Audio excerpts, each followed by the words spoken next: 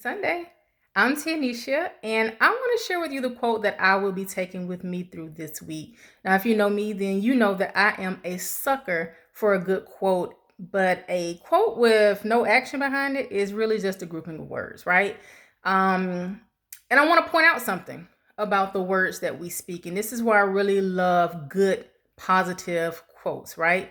The things that we say cause our brains to put off this chemical reaction in our bodies. That's why you feel a certain way after you say or even after you think a certain thing, right? So over the years, I've been very, very intentional about the words that I choose, and I hope that you will too. Now, I don't always get it right, so it's something that I have to constantly work on, like daily, okay?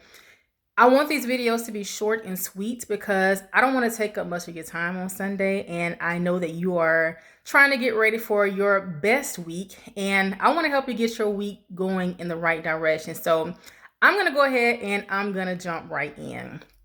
This week's quote is from Abraham Maslow. And he says, "What a man can be, he must be."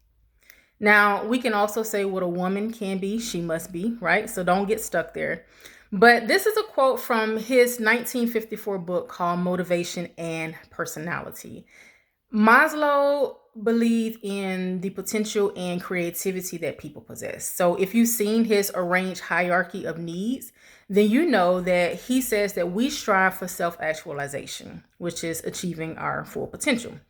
Now, the big idea here is that there's a drive within you to become more. And you know what that more is for you. You know what it looks like. You can imagine what it feels like. And if you really take the time, you could actually see yourself being the you that you want to be and doing what it is that you want to do. It seems like the older we get, the more experiences we have in life, the more self-aware we become, and quite frankly, the more crap that we endure, this drive increases. It gets stronger and stronger.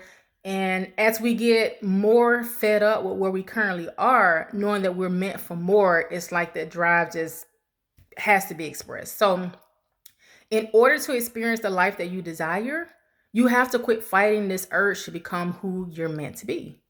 You have to quit shoving it aside and chasing things of lesser meaning to you. You got to quit trying to bury it because of fear of the unknown, right? You got to quit making excuses basically as to why you can't. Now, some better options are to embrace it, to nurture it, because it's not going to let you go. Try as you might to let it go, but it will hold on to you. And I don't want you to get to the point of looking back and wondering what could have been. So here's what I want you to do this week.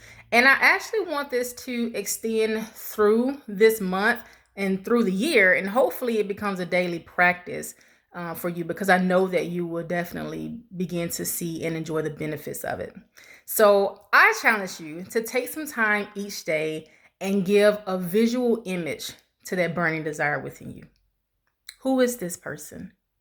What causes you to jump out of bed each morning excited to do that thing, even on your work days? And hopefully we can get you to a point where you're excited about work if you aren't already. But stick with me and that time will come. But as you hold on to this image, what are you accomplishing? Look at that picture and answer who it is that you're serving. Who's there with you? Who are you planning to celebrate with? What does this mean now for your family? What does it mean for you to have the life that you really want? And I hope that you see what I'm trying to get you to do. But in case you don't, I am encouraging you to practice seeing yourself being who you want to be and doing those things that you want to do. And as you become better practice at this, you'll notice opportunities begin to flow your way to do these things and to be that person. So in committing to this, if this is new for you, then you can start with as little as a minute per day. Even if you can only see a small piece of this right now, hold that image for just 1 minute. And then the next day, try it for 2 minutes. And then maybe 3 minutes the next day, then 5 minutes, 7 minutes. Progress at your own pace. But by the end of the month, I challenge you to be up to 10 minutes of uninterrupted time holding the image of that person that you want to become. Now, the beauty of this is that you create this person. If you can start with 1 minute, that's okay. The way to get to 2 minutes is to create more. Add on to it. Add what it is that you want to do. What more do you want to be? Whatever it is that you like, just add on to it. Create more of that picture. Fill in more of those blanks. It's left to you to create. And when you're doing this, you want to be as detailed as possible. We all have, well, most of us have 5 senses through which we experience the world, right? So while you're visualizing, make use of each of these senses. Go one by one if you have to, and really create that image and connect with it by way of your senses. And then as time passes, days, months, years, notice that gap begins to close between who it is that you're showing up now as and who you want to be. Okay? So grow into these 10 minutes. Start small, then build up. And as you practice this more, it'll get easier. And as you begin to accomplish the things that you want to and be the person that you want to be, you'll want to create more and go after more things. This is a powerful activity. I'm telling you, if you take the time to start seeing now who you desire to be as already done and act as is, that urge to become that is going to grow so strongly. And before you know it, you will be living proof of Maslow's quote, as paraphrased this time: who you are to be, you must be. So happy new year, happy new week, happy new you. Go forward this week being who you are to be, and don't forget to let me know how it goes. Bye for now.